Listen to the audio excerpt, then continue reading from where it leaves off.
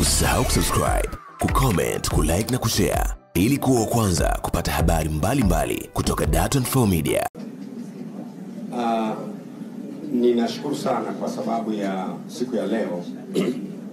Niliomba muda huu niweze kuzungumza na wanahabari kwa ajili ya mambo ya muhimu ambayo nafikiri ni ya muhimu kwa nchi, ya muhimu kwa taifa na ni ya muhimu kwa ustawi wetu. Kama mnavyojua, tarehe 26 mwezi wa 12 2021, Mheshimiwa Spika wa Bunge la Jamhuri ya Muungano wa Tanzania, Mheshimiwa Job Ndugai, alizungumza maneno ambayo mimi nayaona kama hayakuwa sawa, na nikaona ni vema mimi kama mimi, kwanza mwanachama wa Chama cha Mapinduzi, na kama Gwajima, nina mawazo na mimi kuhusiana na maneno hayo aliyosema.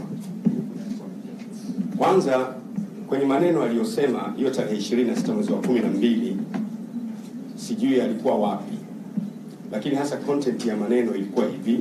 Kwanza, content ya maneno alikuwa anamlaumu Rais wa Jamhuri ya Muungano wa Tanzania kwa kukopa. Alikuwa anasema kwamba unaona mnakopa sana, utafika wakati nchi itapigwa mnada. Alafu jambo lingine alilosema, akasema kwamba anaona yeye deni la taifa limefika trilioni 70, na kwamba alizungumza mambo mengi negative ambayo nilifikiri ni muhimu mimi, yamenigusa. Sasa nataka kuzungumza mambo kadha wa kadha. Jambo la kwanza ambalo la muhimu sana, ni kweli nikubali kwamba madeni sio mazuri. Nikubali kwenye maisha madeni sio mazuri, hata kwako binafsi kudaiwa kuwa na deni sio vizuri. Na pia nikubali kwamba wakati mwingine deni linapokuwa kubwa na kuipeleka nchi kufika mahala pa kutokopesheka si vizuri. Hizo ni kweli ambazo ningependa kukubaliana kwamba debts are no good, na madeni yanapokwenda ng'ambo ya kuifanya nchi isikopesheke ni mabaya. Lakini hebu nianze na hiyo ambayo Mheshimiwa Job Ndugai, bosi wangu wa bungeni, alizungumza. Kwanza, alikuwa anashangaa kwa nini mama amekopa 1.3 trillion. Jambo hilo linishangaza sana kwa sababu hii 1.3 trillion tarehe 6 na tarehe 7 mwezi wa 10 ilipokelewa bungeni kwenye kamati ya budget. Kamati ya budget ya bunge ilipokea hiyo taarifa ya mkopo, ikapokea, ikajadili na ikapitisha. Hiyo ilikuwa tarehe 6 na tarehe 7 mwezi wa 10. Kwa hiyo Mheshimiwa bosi wangu, nashangaa sana anawezaje tena kutoka nje kujadili kwamba Mheshimiwa Rais wa Jamhuri ya Muungano wa Tanzania amekosea kukopa, wakati tayari mkopo ule umepokelewa bungeni kwenye kamati ya budget. Kamati ndio mikono ya spika. Kwa hiyo ninaanza kuona there was a problem, kwa sababu kama alikuwa na nia ya kukataa, angekataa pale bungeni mahala ambapo hiyo deni lililetwa, mkopo uliletwa, lakini hakufanya hivyo bungeni. Matokeo yake, baada ya mwezi mzima na nusu, tarehe 26 ndiye anatoka hadharani anasema kwamba nchi itapigwa mnada. Jambo la pili, Mheshimiwa Spika ni mjumbe wa kamati kuu ya Chama cha Mapinduzi, mahala ambapo ni watu wachache sana na nafasi hiyo. Kama kweli alikuwa haridhiki na huu mkopo, angejadili kwenye kamati kuu ya Chama cha Mapinduzi ambayo ilikaa juzi tarehe 17 mwezi wa 12. Kwa hiyo alikuwa na room ya kujadili kwenye kamati ya bunge ulipoletwa bungeni mwake, na alikuwa na nafasi ya kujadili kwenye kamati kuu. Angeuliza, Mheshimiwa Rais yuko pale na wajumbe wa kamati kuu wako pale, lakini Mheshimiwa Spika hakujadili hilo deni, hakujadili hiyo mkopo kwenye bunge. Matokeo yake alipitisha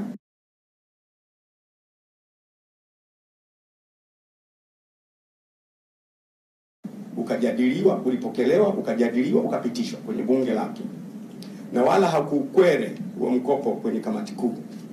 Baada ya mwezi mmoja na nusu baadaye, Mheshimiwa Spika anatoka anasema wazi wazi kwamba nchi itapigwa mnada. Mimi naanza kuona there was a problem, kuna tatizo, kwamba kwa nini Mheshimiwa Spika asiargue na mkopo huu bungeni kwake, umeletwa, umepokelewa, umejadiliwa, umepitishwa, na kama alikuwa na garage labda alishindwa, kamati kuu angeweza kuargue namna hiyo. Cha tatu, angeweza pia kumtafuta Mheshimiwa Rais. Mheshimiwa Rais, ninakuhitaji, angezungumza naye kutokuridhika na mambo ambayo, na hiyo 1.3 trillion ambayo Mheshimiwa ambayo serikali ya Jamhuri ya Muungano wa Tanzania imepokea. Kwa hiyo mimi naanza kunote kwamba kulikuwa na nia off, hakukuwa na nia iliyonyoka mpaka pale. Lakini pia kuna jambo ambalo ni muhimu sana niseme. Sio awamu ya 6 ambayo ni ya kwanza kukopa. Sio. Nimejaribu kufanya upembuzi na nikafuatia kwa makini sana. Kwa mfano, wakati wa Mwalimu Nyerere kuanzia mwaka 1961 mpaka 1985, wakati Mwalimu anaacha urais, kulikuwa na deni la almost dola milioni 998. Nimeshindwa kuconvert kwenye T-shillings kwa sababu exchange rate ya wakati ule huwezi kuipata, lakini lilikuwepo deni ambalo alikuwa kuja kulichukua Mheshimiwa Mwinyi. Lakini wakati Mwinyi anaingia kutokea 1985 mpaka 1995, naye kulikuwa na deni, ilikuwa almost dola milioni 5,370, ambazo nazo sikuweza kuziconvert kwenye exchange rate kwa sababu sikuipata exchange rate ya dola kwa wakati ule. Kulikuwa na madeni, nchi ilikuwa na madeni. Lakini wakati Mkapa anaingia madarakani, amekuta na yeye nchi na yeye ina deni, tuko kwenye deni ambao lilikuwa almost trillion 9.95 za Tanzania. Deni ambalo si lake lakini limetoka kwa warithi wake. Ndivyo nchi inavyoendeshwa. Anapokopa hakopi mtu, inakopa nchi. Kwa hiyo kumwataki Mheshimiwa Rais, Mheshimiwa Job Ndugai alisema kabisa, mama juzi amekopa 1.3 trillion. Hiyo ni kupersonalize issue. You don't personalize issues in the issues regarding the country. Inakopa nchi, italipa nchi, itadaiwa nchi na sio mama. Kwa hiyo mimi nikafuatilia tena wakati Kikwete anaingia madarakani. Kuanzia 2005 mpaka 2015, Tanzania kulikuwa na deni lililokuwepo external debt la kutokea nje, ilikuwa ni trillion 33.3 ambao limetokea kwa Mwinyi. Lakini haitoshi, wakati Magufuli anaingia madarakani kulikuwa na deni pia trillion 56.15 ambao limetokea kule.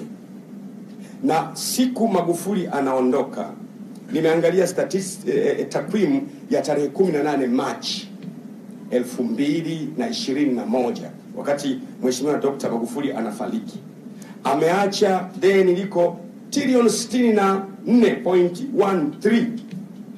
Ameliacha hapa.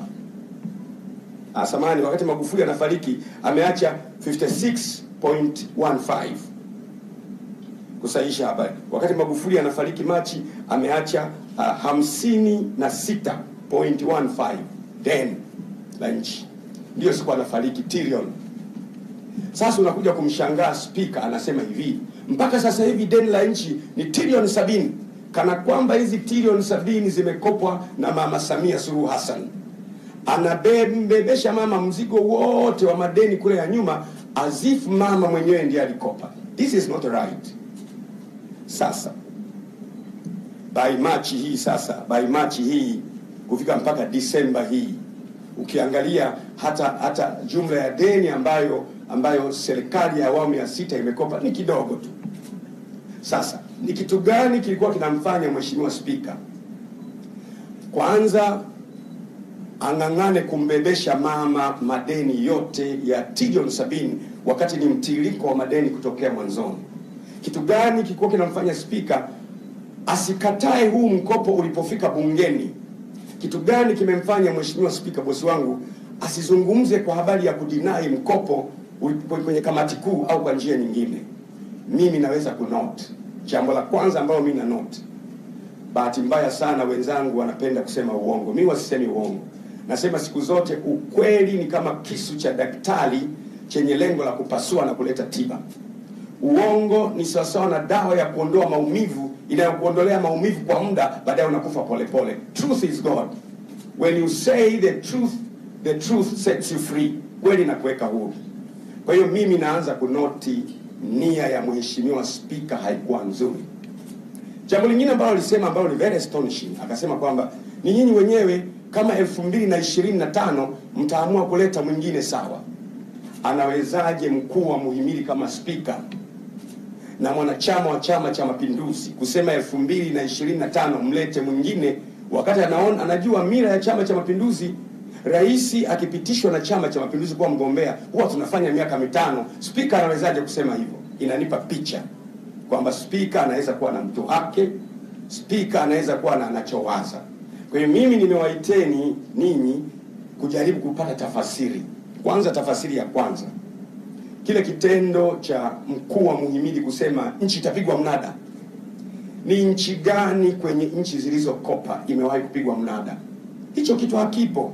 Kwa hiyo hilo jambo kwanza ni la kugombanisha Mheshimiwa Rais na wananchi, kwa sababu wananchi wataona rais huyu tuliye naye anakopa mpaka ipo siku tutapigwa mnada. Mnada maana yake ni kwamba Dodoma shingapi, Mwanza shingapi. Wamekuja wa China na wa Korea na wa Japani na wa Amerika wanauliza Mbeya shingapi. Wananchi wanachonganishwa ili wamchukie rais wao, kwamba rais wao anakopa mpaka kiasi kwamba siku moja nchi itapigwa mnada. This is not acceptable. Bahati nzuri mimi huwa siogopi sura ya mtu. Mtu anaweza kusema imekuwaje Askofu Gwajima unatoka leo unamtetea Mama Samia Suluhu Hassan. Mimi siogopi. Hata wakati wa Magufuli, unakumbuka kipindi cha Bashite wakati ananionea mimi rais alikuwa Magufuli, niliwatundika mpaka wakarudi nyuma, mpaka wakaacha walichokuwa wanafanya. Mimi I like truth. Truth is God. Sipendi kuonewa na sipendi kumwona mtu yeyote anaonewa katika uso wa nchi. Kwa hiyo kwa hili nasema si sawa Mheshimiwa Spika alipofanya. Jambo lingine ambalo naliona ni kuonyesha kwamba deni la nchi limesababishwa na Mama Samia na kumfanya Mama Samia adhoofu. Ile bidii yake ya kutafuta fedha kushoto, kulia, magharibi, wapi itadhoofika, alafu atashindwa kuisaidia nchi. Kwa hiyo ni nia ofu. Na mimi kwa sababu ya nimedigest na nikafikiri kwamba kwa maneno haya na kwa usemi huu haijawahi kutokea mkuu wa muhimili akatoka wazi point blank anampinga rais wake na mwenyekiti wake wa chama.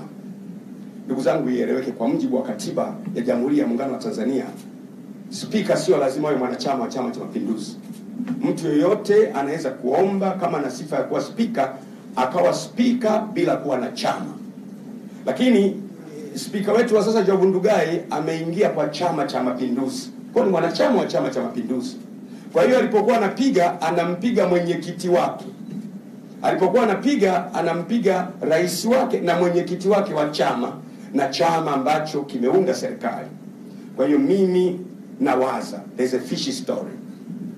Mwanzoni alipozungumza mimi niona kama hoja vile, niona kama ni hoja, kwa sababu alikuwa anazungumza kwa nguvu, vibrant.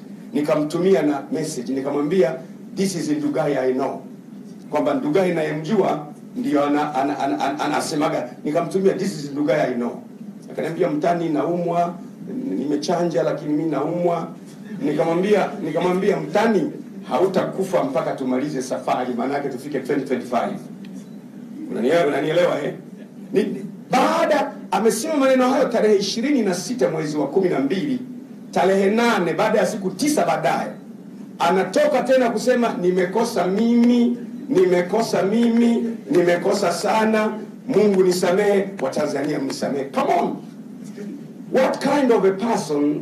Ni mkuu wa muhimili wa namna gani anaweza kusema jambo A mbele ya Tanzania yote alafu baada ya siku 9 akalibadilisha? Je, tutamwaminije kwamba kuna mambo mengine atayabadilisha yawe kitu kingine na tutapata hasara kiasi gani? Kwa hiyo mimi namshauri yeye, natumia wanahabari kumshauri yeye, namshauri bosi wangu kwa unyenyekevu kabisa, hali ni mbaya kwa sababu tayari kuna wanachama wa Chama cha Mapinduzi bungeni ambao tutaambatana mwenyekiti wetu Mama Samia Suluhu Hassan, kwa sababu ndio mwenyekiti wetu, kwa sababu spika ni kaka yetu, kwa maana kwamba ni mwanachama wa Chama cha Mapinduzi kama sisi, na amechaguliwa na bunge la Jamhuri ya Muungano wa Tanzania kuwa spika. Kwa hiyo wabunge wataambatana na mama, atajikuta kwenye bunge pale anapwaya na nchi itapwaya, na tutagawanyika makundi mawili.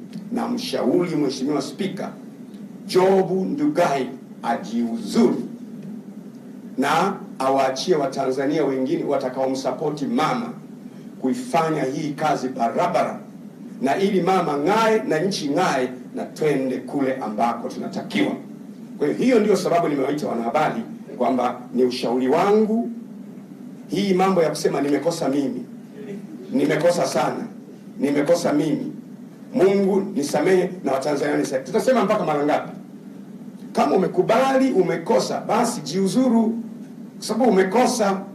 Kwa hiyo mimi lengo langu ni kutaka kumsaidia mama. Sikizeni niwaambie, mkopo aliopata mama 1.3 trillion ni wa masharti nafuu kuliko mikopo tuliowahi kupata. Na spika alikuwa anajua tangu mkopo unaingia bungeni. Spika alikuwa anajua, si mjumbe wa kamati kuu, spika angempigia, spika angemtafuta. Kile kitendo cha spika kuzungumza mbele ya watu kulikuwa na kitu. Na anaposema kwamba jamani 2025 mtaweka mnayetaka, spika na mtu kwani? Spika na mtu anayetaka kumweka, kwa nini kusema hivyo? Kwa hiyo mimi nataka kusema kwa ufupi, kweli ina gharama zake, and any truthful person would like to pay for the cost of truth. Kweli zina gharama zake. Ni bosi wangu, nitamkuta bungeni, lakini namshauri ajiuzuru ili nchi iwe stable na apatikane mtu mwingine ambaye anaweza kusaidiana na Mama Samia Suluhu Hassan, ambaye mpaka sasa hivi anafanya vizuri kuiongoza nchi na kuipigisha hatua. Asanteni sana waandishi wa habari na Mungu awabariki. Nataka niruhusu maswali 10. Swali bovu litapata jibu bovu. Swali la akili. Usisahau kusubscribe, kucomment, kulike na kushare ili kuwa wa kwanza kupata habari mbalimbali kutoka Dar24 Media.